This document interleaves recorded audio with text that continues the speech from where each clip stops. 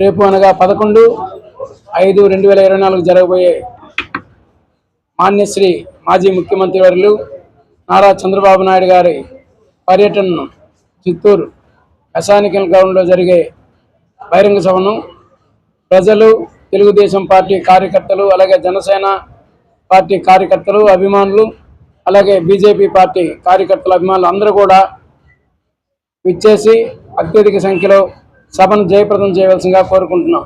రేపు 2 గంటలకు స్టార్ట్ అవుతుంది సభ.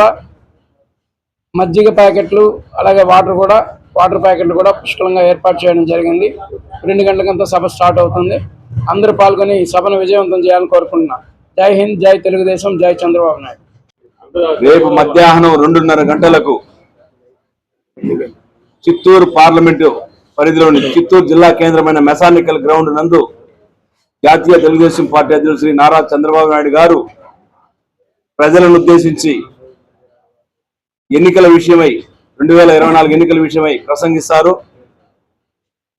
ఆ సమావేశంలో ప్రజలకు అందించే సంక్షేమ పథకాలు, మేనిఫెస్టో, 5 ఏళ్లలో ఈ వైసీపీ చేసిన అక్రమాలను కూడా ప్రజలకు తెలియజేసి ప్రజాస్వామ్యాన్ని కాపాడాలని, రాజ్యాంగాన్ని కాపాడుకోవడానికి ప్రజలందరూ కూడా ఆయన యొక్క సందేశం ఇస్తారు. కాబట్టి ఈ యొక్క బహిరంగ సమావేశానికి Telugu Desam party, Janasena party, BJP party నాయకులు, కార్యకర్తలు, ప్రజలు, మహిళలు, ముఖ్యంగా యువత అందరూ కూడా ఒక గొప్ప అవకాశం.